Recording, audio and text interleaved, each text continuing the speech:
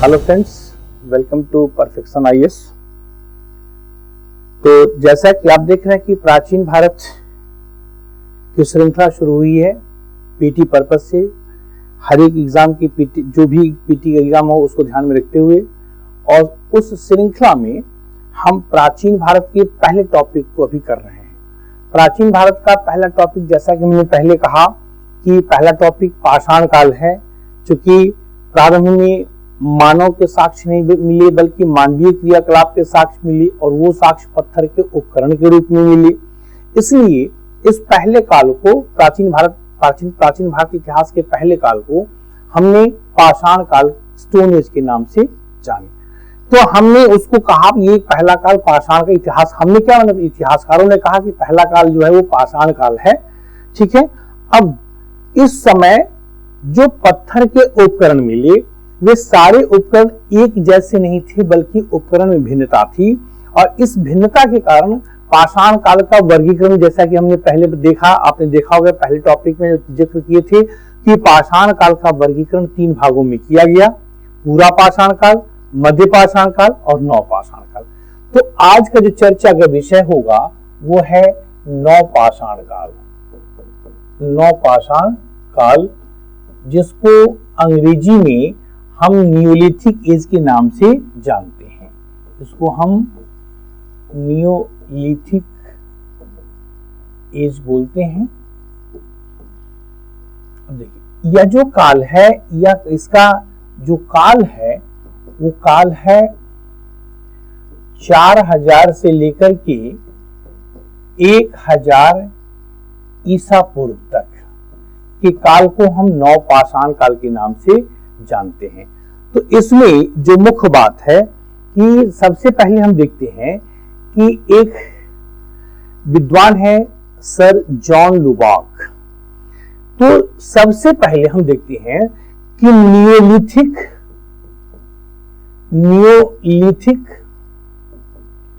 शब्द का प्रयोग सबसे पहले सर जॉन लुबाक ने अपनी पुस्तक प्री हिस्टोरिक टाइम्स में, प्री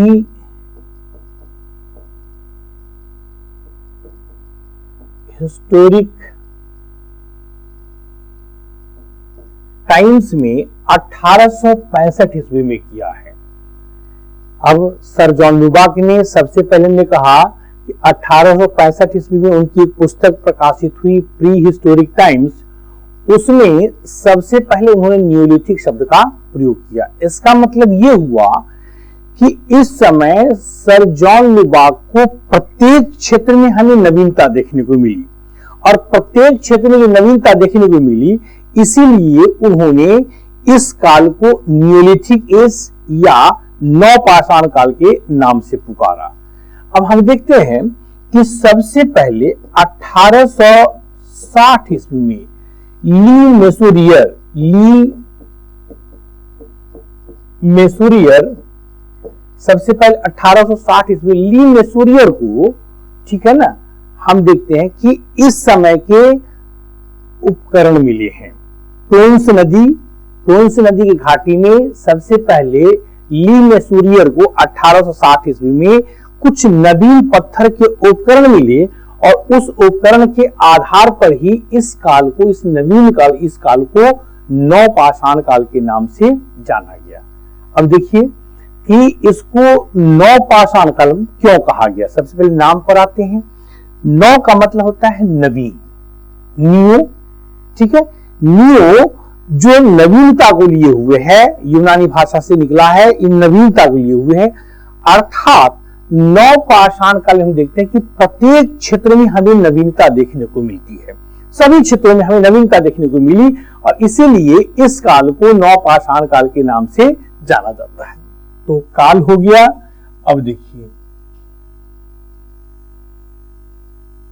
इस काल की क्या विशेषताएं थी, इसको जरा सा देखिए। सबसे पहले इस काल की क्या विशेषताएं थी, तो इस काल की विशेषताओं की अगर हम बात करते हैं तो हम देखते हैं कि इस समय नव पाषाण काल की हम बात कर रहे हैं, नव पाषाण काल की विशेषताओं की बात कर रहे हैं कि इस समय जो हमारे पास प्रमाण मिले उसके आधार पर ही इसको हम नियोलिथिक युग कहे, अर्थात प्रत्येक क्षेत्र में हमें नवीनता देखने को मिली और इसीलिए इस काल को हमने कहा अभी आपसे कि नवपाषाण काल का नाम दिया गया।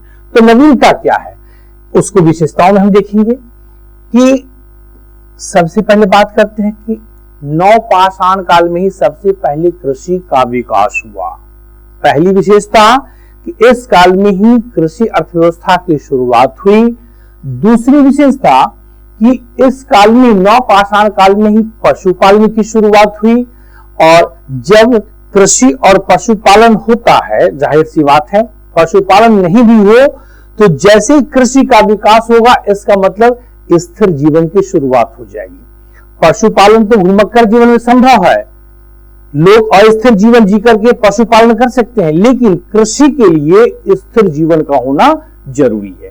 तो यहां जो महत्वपूर्ण बात है कि दूसरी बात तीसरी विशेषता के रूप में कि नवपाषाण काल में ही सबसे पहले स्थिर जीवन की शुरुआत होती है। तीसरी विशेषता कि इस नवपाषाण काल में कुंभकारी की शुरुआत हुई। चौथी विशेषता कि नवपाषाण काल में ही सबसे पहले अग्नि की शुरुआत हुई। इसके पहले आपने देखा कि मध्य पाषाण काल में भी हमने कहा कि पशुओं की अजल हड्डी के साक्ष्य मिले, इसका मतलब अग्नि का प्रयोग वहां भी हुआ होगा, लेकिन वह अग्नि जो है वो नवपाषाण काल की देन है, वहां पर आंशिक रूप से इसकी शुरुआत हुई। उस अग्नि को नवपाषाण काल की देन हम नहीं कहते हैं। तो स्थिर ग्राम जीवन का विकास हुआ, कुंभकारी की शुरुआत हुई और अग्नि की शुरुआत हुई। ये नवपाषाण काल की देन है, आप ऐसे समझ सकते नवपाषाण काल की देन है। और सभी क्षेत्रों में चूंकि हमें नवीनता देखने को मिल रही है, इन चीजों की शुरुआत इसके पहले नहीं हुई, इसलिए हम इस काल को नवपाषाण काल के नाम से जानते हैं कि सभी क्षेत्रों में हमें नवीनता देखने को मिल रही है। अब हम एक एक करके चलते हैं। अब देखिए एक एक करके इस काल की चीजों को हम आगे बढ़ाते चलते हैं। हमने अभी इसकी जो चर्चा किया था, इसकी अभी जो हमने चर्चा किया वो इसकी विशेषताएं की चर्चा किया था। अब इस नवपाषाण कालीन स्थल का जो है विस्तार कहां से कहां तक है, जरा से इसको देख लें कि विस्तार कहां से कहां तक है, जरा इस पर हम चर्चा करें। मतलब नवपाषाण कालीन स्थल किन-किन भारत के किन-किन भागों से मिले और वहां से क्या क्या मिले, इसकी चर्चा भी हम आगे के टॉपिक में करेंगे। तो विस्तार में हम जो सबसे पहली बात करते हैं कि इतिहासकारों ने नवपाषाण कालीन स्थलों को 6 भागों में वर्गीकृत किया है, अर्थात भारत के जो क्षेत्र में इसका विस्तार होता है उसको 6 भागों में बांट करके हम देखते हैं। सबसे पहला जो होता है उत्तर पश्चिमी का क्षेत्र, ठीक है, पहले विस्तार को हम कहते हैं उत्तर पश्चिमी का क्षेत्र। इसके लिस्ट में हम देखेंगे मेहरगढ़, पाकिस्तान के बलूचिस्तान के क्षेत्र में है मेहरगढ़। तो नवपाषाण काल का विस्तार उत्तर पश्चिमी क्षेत्र में हुआ और वहां का एक प्रमुख स्थल है जिसको हम कहते हैं मेहरगढ़। उसके बाद दूसरा विस्तार है उत्तरी क्षेत्र। उत्तरी क्षेत्र, इसमें उत्तरी क्षेत्र में 2 प्रमुख स्थल आते हैं जम्मू कश्मीर के, ठीक है। उत्तरी क्षेत्र में 2 प्रमुख प्लेस आते हैं जम्मू कश्मीर की, एक को कहते हैं हम बुरजाहोम और दूसरे को कहते हैं गुफकराल। कि बुरजाहोम और गुफकराल ये 2 क्षेत्र है जम्मू कश्मीर के जहां पर नवपाषाण कालीन स्थल के प्रमाण मिले हैं। और साथ ही साथ यहां से क्या क्या मिला बुरजाहोम और गुफकराल से, उसकी चर्चा हम आगे करेंगे।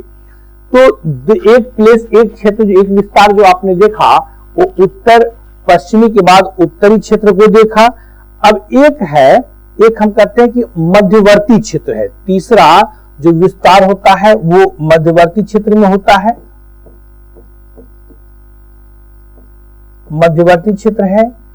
ये मध्यवर्ती क्षेत्र जो है ये उत्तर प्रदेश के क्षेत्र को हम कह सकते हैं कि यहां पर हम मुख्य रूप से बात करते हैं कि महगड़ा,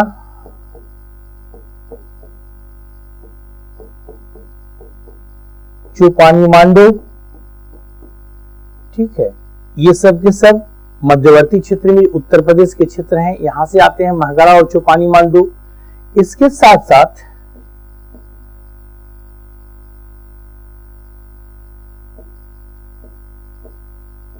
मध्य पूर्व का क्षेत्र, इसमें हम इस काल के दो प्लेस को मुख्य रूप से लेते हैं। एक चिरांद जो बिहार के सारण जिले में अवस्थित है, एक प्लेस है चिरांद, और दूसरा है बरूडी, ये झारखंड में है बरूडी।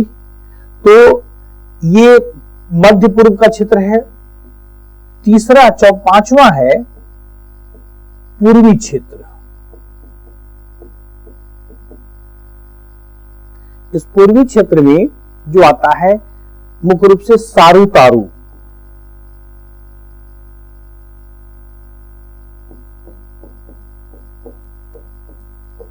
ये सारू तारू है, ये असम का एक प्लेस है सारू तारू, पूर्वी क्षेत्र है। और लास्ट है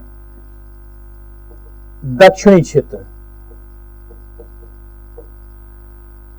ठीक है, पिकलीहल, ब्रह्मगिरी, संगनकल्लू, ये सब के सब दक्षिण भारत के राज्य कर्नाटक में प्लेस ये सब के सब अवस्थित है। तो हमने दक्षिण क्षेत्र में कहा पिकलीहल, ब्रह्मगिरी और संगनकल्लू, ये सब के सब कहां पर है? दक्षिण भारत के कर्नाटक प्रांत में। तो इस तरीके से हमने देखा कि इस नवपाषाण काल का विस्तार जो है वो पूरे भारतवर्ष में अगर देखें जो विस्तार हुआ, इसके जो प्लेस मिले हैं उस प्लेस को हम 6 भागों में बांट करके देखते हैं, और 6 भागों के आधार पर ही संपूर्ण नवपाषाणकालीन प्लेस और वहां पर जो प्रमाण मिले हैं उसकी चर्चा हम आगे करेंगे। अब ये देखिए, ये नवपाषाण काल का जो विस्तार हुआ उसकी हमने बात किया था। देखिए, इस समय के जो प्रमुख उपकरण है,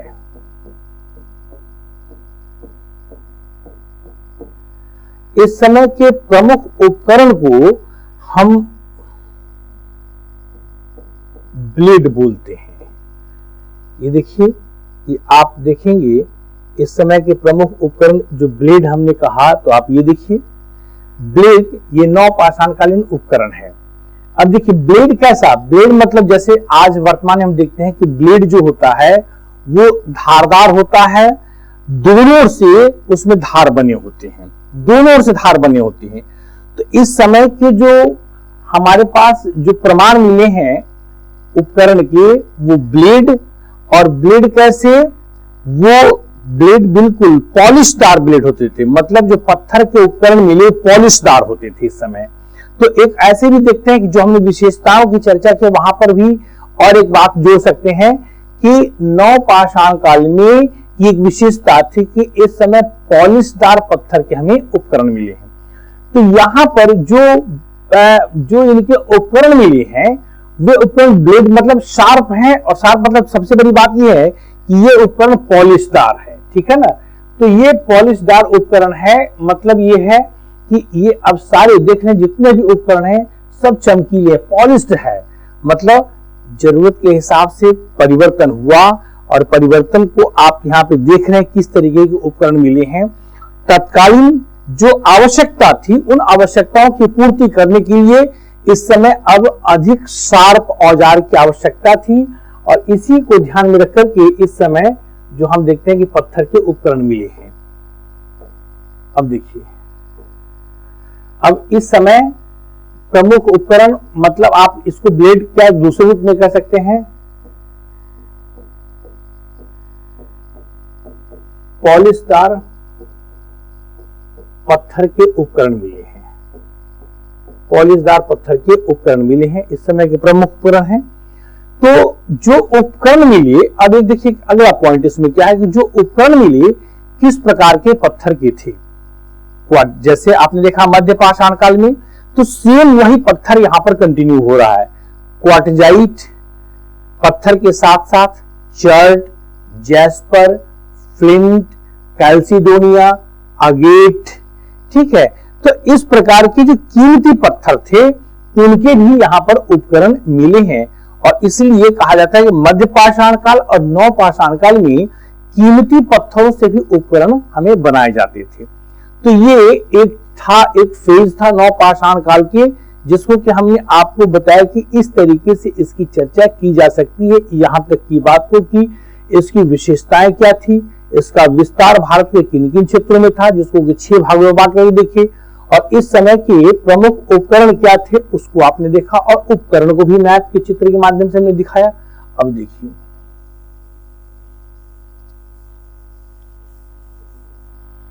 इस समय के जो प्रमुख उपकरण के बाद अब हम जो बात करते हैं इस समय नव पाषाण काल के,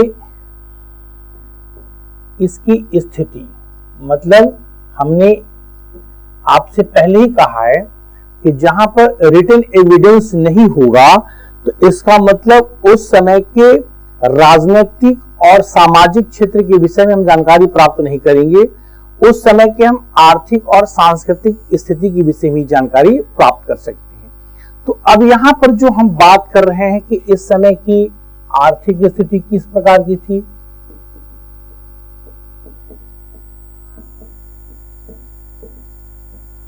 और इस समय की सांस्कृतिक स्थिति किस प्रकार की थी। मोटा मोटी इन दो चीजों को लेंगे हम, सांस्कृतिक स्थिति। अब देखिए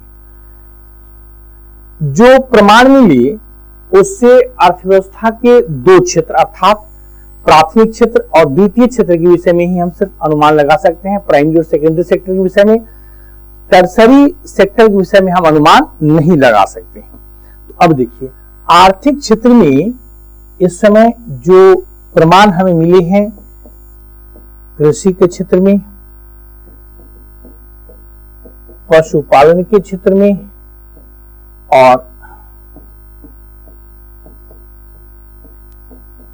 शिल्प एवं उद्योग के क्षेत्र में है। देखिए कृषि में जो बात हम करते हैं कि सबसे पहले कृषि के क्षेत्र में प्रमाण की बात करें तो पहला आता है मेहरगढ़। अभी हमने बताया है उत्तर पश्चिमी क्षेत्र में एक मेहरगढ़ है पाकिस्तान के बलूचिस्तान प्रांत में, और मेहरगढ़ से गेहूं, जौ और रुई के हमें प्रमाण मिले हैं। तो कृषि के विषय में हमने पहली बात कहा कि मेहरगढ़ से गेहूं, जौ और रुई के हमें प्रमाण मिले हैं। दूसरी बात, दूसरा कृषि के क्षेत्र में दूसरा जो प्रमाण की हम बात करें वो है कोल्डिहवा। अब देखिए ये कोल्डिहवा भी उत्तर प्रदेश में है, और यहां से हमें धान के प्रमाण मिले हैं, अर्थात मिट्टी के बर्तन के टुकड़े पर धान और धान की भूसी चिपका हुआ मिला है, और इसीलिए हम कहते हैं कि यहां से जो धान और धान के भूसी के हमें प्रमाण मिले हैं। तीसरा एक प्लेस है लहुरा देव, ये भी उत्तर प्रदेश में है, यहां से चावल के हमें साक्ष्य मिले।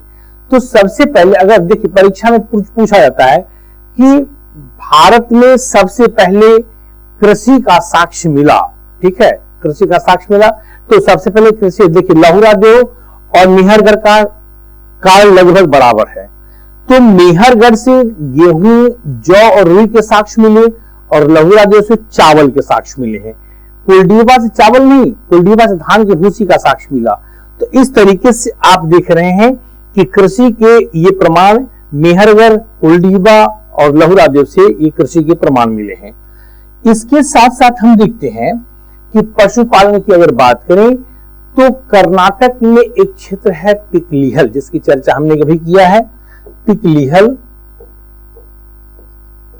तो पिकलीहल से पशुओं के साक्ष्य मिले हैं। जैसे वहां पर क्या है, कैसे साक्ष्य मिले, अब पशु तो मिले नहीं, तो छोटे छोटे मिट्टी के खिलौने के रूप में विभिन्न पशुओं के प्रमाण मिले हैं। गाय, भैंस, भेड़, बकरी, इन सबों के प्रमाण यहां से पिकलीहल से मिले हैं। इसके साथ साथ उत्तर प्रदेश में एक जगह है महगढ़ा, जिसकी चर्चा अभी हमने किया था। तो महगढ़ा से विभिन्न प्रकार के पशुओं के प्रमाण तो मिले, और इसके साथ साथ यहाँ पर एक पशु बाड़ा मिला, मतलब जहां पर पशुओं को पाला जाता था, रखा जाता था। तो इस तरीके से जो प्रमाण मिले हैं उसके आधार पर हम कह सकते हैं कि इस काल के लोग, नवपाषाण काल के लोग पशुपालन से परिचित थे। ध्यान रखिएगा, कृषि की शुरुआत, पशुपालन की शुरुआत नवपाषाण काल की देन है। इसके साथ साथ तीसरे आर्थिक स्थिति के तीसरे क्षेत्र में चलेंगे हम, शिल्प एवं उद्योग। तो यहां पर हम देखते हैं कि चौपानी मांडो से, लंघनाज से मिट्टी के बर्तन के हमें प्रमाण मिले हैं। लंघनाज से, चौपानी मांडो, दोनों जगहों से मिट्टी के बर्तन के हमें प्रमाण मिले हैं। अब ध्यान दीजिए कि ये मिट्टी के बर्तन प्रारंभ में क्या था कि हाथ से बनाए जाते थे, अनगढ़े टाइप के होते थे। लेकिन नवपाषाण काल में सबसे पहले कुंभकारी की शुरुआत हुई, और अब मिट्टी के बर्तन हाथ के बजाय कुंभकार के चाक पर बनने लगे, और वो मिट्टी के बर्तन अपेक्षाकृत सुंदर और अच्छे होते थे। तो इस प्रकार हम देखते हैं कि इस काल में कुंभकारी की शुरुआत होने से इस समय मिट्टी के बर्तन के उद्योग वहां पर लगे हुए थे, जिसके प्रमाण हमें विभिन्न जगहों से मिले हैं। तो ये आप देख रहे थे कि आर्थिक स्थिति के विषय में कि नवपाषाण काल की आर्थिक स्थिति किस प्रकार की थी। कृषि, पशुपालन, उद्योग के विषय में हम चर्चा यहां पर कर रहे थे। अब देखिए,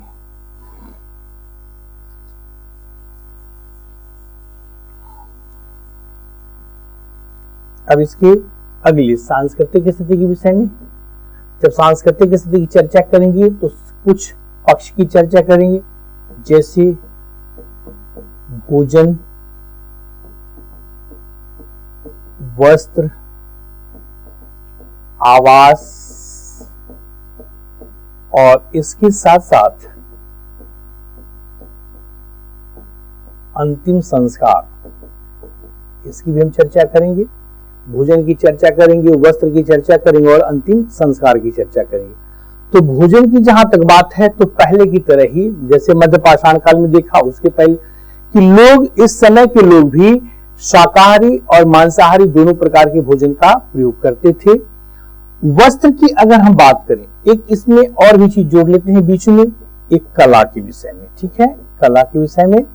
तो इस समय हम देखते हैं वस्त्र के विषय में अगर देखते हैं कि इस समय के लोग, नवपाषाण के काल के लोग पशुओं के खाल को सिल करके वस्त्र के रूप में प्रयोग करते थे।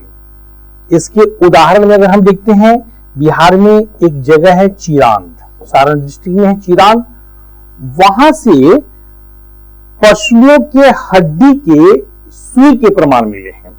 तो हड्डी के सुई के प्रमाण मिले, इससे यह निष्कर्ष निकाला जा सकता है, या उस इतिहासकारों ने निकाला कि लोग इस सुई का प्रयोग पशुओं के खाल की सिलाई के लिए करते थे, और जिसको लोग वस्त्र के रूप में प्रयोग करते थे। इसके साथ साथ आवास की अगर हम बात करें तो महदहा, दमदमा, यहां से हमें आवास के प्रमाण मिले हैं। महदहा और दमदमा, इन जगहों से हमें क्या है, आवास के प्रमाण मिले हैं। इसके महदहा, दमदमा तो हम चले गए मध्यपाषाण काल में। आवास की अगर बात करें तो हम बात करते हैं इस समय की एक प्लेस है बुरजाहोम, ठीक है। बुरजाहोम की अगर हम बात करें तो बुरजाहोम में हमें क्या मिला है, गर्तावास के साक्ष्य मिले हैं। गर्तावास का मतलब होता है कि जमीन को खोद करके उसके नीचे लोग रहने योग्य बनाए थे, आवास बनाए थे। तो बुरजाहोम से गर्तावास के साक्ष्य मिले हैं। इसके साथ साथ हम देखते हैं एक प्लेस है मेहरगढ़। मेहरगढ़ से क्या है कि मेहरगढ़ से मिट्टी के आवास के साक्ष्य मिले। इसका मतलब यह है कि इस समय के लोग मिट्टी के आवास बना करके रहना अब धीरे धीरे शुरू कर दिए थे। जैसे कि हमने कहा कि स्थिर जीवन का विकास हुआ, तो स्थिर जीवन के विकास के लिए तो ये सारी चीजें तो थी ना, ये सारी बातें शामिल हैं। तो ये आपने देखा कि इस समय के लोग आवास के रूप में हम देख रहे हैं कि या तो जमीन को खोद करके बुर्जाहम में साक्ष्य मिला, गड्ढे में निवास करते थे, या फिर मेहरगढ़ में मिट्टी के घर का आवास मिला, मतलब मिट्टी घर बना करके लोग रहते थे। तो ये आपने देखा इसकी बात कि हम इस समय के आवास के विषय में चर्चा कर रहे थे। अब देखिए कला के विषय में हमने आपको बताया कि इस समय के लोगों को कला के विषय में जानकारी थी। जैसे एग्जाम्पल के रूप में हम जब बात कर रहे थे कि इस समय मतलब नवपाषाण काल में जब हम आवास के पहले जब चर्चा किए थे शिल्प एवं उद्योग में कि इस समय मिट्टी के बर्तन बनाए गए, तो मिट्टी के बर्तन जैसे हम बरूडी के साथ साथ हम देखते हैं कि सारूतारू से, यहां से मिट्टी के बर्तन के हमें प्रमाण मिले। तो अब उन मिट्टी के बर्तनों को हम देखते हैं कि मिट्टी के बर्तनों को रंगाई किया जाता था विभिन्न तरीके से, पर्वत कंदरा और उसके साथ साथ मिट्टी के बर्तनों की रंगाई इस समय मतलब पर्वत कंदरा में भी चित्रकारी के साक्ष्य मिले और साथ ही साथ मिट्टी के बर्तन के भी चित्रकारी के साक्ष्य मिले। तो इस समय चूंकि पर्वत कंदराओं में चित्रकारी के साक्ष्य तो मध्य पाषाण काल से ही मिल रहे हैं, उसके पहले भी मिले थे, लेकिन वो चीज कंटिन्यू चला रहा है कि पर्वत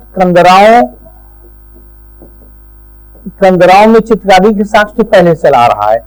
साथ ही साथ इस समय हम देखते हैं कि जो मिट्टी के बर्तन मिले, जैसे हम बात करते हैं एक प्लेस है ये जम्मू कश्मीर बुरजाहोम, तो बुरजाहोम से हम देखते हैं कि बुरजाहोम से यहाँ पे स्लेटी रंग के मिट्टी के बर्तन के हमें प्रमाण मिले हैं। ये बुरजाहोम कहाँ है? जम्मू कश्मीर में है, जहां से हमें मिट्टी के बर्तन के प्रमाण मिले हैं।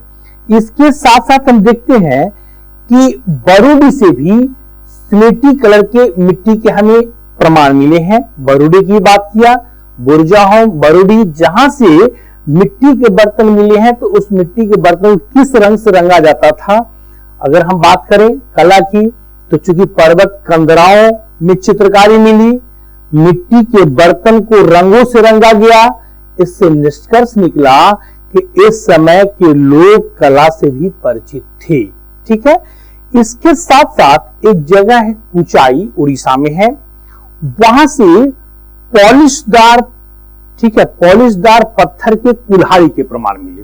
इसका मतलब इस समय के लोग पॉलिश भी करने की भी कला जानते थे, कला से जो परिचित थे तो सब कुछ को जानते थे। तो ये सारी चीजें जो है आप देख रहे हैं कि कला के क्षेत्र में ये प्रमाण मिले, इसका मतलब इस काल के लोग सांस्कृतिक क्षेत्र में कला से भी परिचित थे। अंतिम संस्कार में हम देखते हैं कि नवपाषाण काल के लोग अंतिम संस्कार से भी परिचित थे। जैसे कि मध्य पाषाण काल में आपने देखा, अब नवपाषाण काल में भी देखिए कि यहाँ के लोग भी अंतिम संस्कार से परिचित थे। मतलब इसमें क्या होता था कि मरने के बाद मृतक के शव को जमीन के नीचे दफना दिया जाता था, तो यही अंतिम संस्कार होता था। ये तो मध्य पाषाण काल से भी चला रहा है। यहां पर अंतिम संस्कार हम देखते हैं कि एक प्लेस है बुरजाहोम, आपने देखा, अभी हमने कई बार जिक्र किया बुरजाहोम का, जम्मू कश्मीर में है। तो इस बुरजाहोम से क्या मिलता है कि बुरजाहोम में जो शवाधान मिला है, उस शवाधान में इसमें क्या था कि मृतक के शव के साथ साथ कुत्ते के दफनाए जाने के हमें प्रमाण मिले हैं। यह क्या दर्शाता है? यह दर्शाता है, ये तो समझने की बात है, हमने पहले भी कहा है, मध्य पाषाण काल में कहा है कि इस समय के लोग अगले जीवन में विश्वास करते थे। तो यहां पर भी वही चीज कि मालिक के साथ साथ कुत्ते के जब दफनाए जाने के साक्ष्य मिले, प्रमाण मिले, तो इसका मतलब यही है कि यहाँ के लोग भी अगले जीवन से परिचित थे। इसके साथ साथ उस शवाधान में कुत्ते के साथ साथ अन्य उपयोगी चीजों को भी रखा जाता था, जो उनके लिए महत्वपूर्ण उपकरण थे, जो उनके जरूरी के उपकरण थे, उसको भी रखा जाता था। तो इन सब चीजों से यह निष्कर्ष निकला कि जो कुत्ता तत्कालीन समय में मालिक के लिए वफादार रहता था, तो यह कुत्ता अगले जन्म में भी मालिक के साथ वफादार के रूप में काम करेगा। तो इसका मतलब यह है कि नवपाषाण काल के लोग भी मध्य पाषाण काल की तरह ही अगले जन्म से परिचित थे, अगले जीवन में विश्वास करते थे, इसलिए शवाधान में जो जरूरी चीजें थी उसको ये रख करके दफनाते थे। तो ये आपने ओवरऑल नवपाषाण काल को देखा, जिसमें हमने शुरू से लेकर के एक एक चीज की सबसे पहले न्यूलिथिक को एक्सप्लेन किया कि क्यों इसको न्यूलिथिक कहा गया। उसके बाद सबसे पहले इसका प्रमाण कहां से मिला है, कौन सी नदी घाटी से मिला, उसको हमने बताया। उसके बाद इस काल की क्या विशेषताएं थी उसका जिक्र किया। इसके साथ साथ इस समय के जो प्रमुख उपकरण थे, किस प्रकार के उपकरण थे, वे उपकरण किस प्रकार के पत्थर से बनाए गए थे, इसका जिक्र किया। उसके बाद नवपाषाण काल का विस्तार भारत के किन किन क्षेत्रों में, 6 क्षेत्रों में नवपाषाण काल का विस्तार होता है। जो नवपाषाण कालीन स्थल मिले हैं उसको 6 क्षेत्रों में बांट करके हमने देखा। और लास्ट में हमने नवपाषाण काल की प्रमुख स्थिति में उस समय की आर्थिक स्थिति और आर्थिक स्थिति के साथ साथ सांस्कृतिक स्थिति की हमने चर्चा की, जिसमें आपने देखा आर्थिक स्थिति में कृषि, पशुपालन, शिल्प एवं उद्योग, सांस्कृतिक स्थिति में भोजन, वस्त्र, आवास, कला और अंतिम संस्कार को देखा। तो इस तरीके से ये टॉपिक जो था पाषाण काल वो आपका पूरा हुआ। पाषाण काल के तीनों फेज को आपने देखा, पूरा पाषाण काल, मध्य पाषाण काल और नवपाषाण काल। अब इसके बाद जो हम अगला टॉपिक जो शुरू करेंगे, जो अगले वीडियो में आप देखेंगे, वो है स्टोन मेटल एज। ठीक है, तो आज की क्लास यहीं तक। Thank you.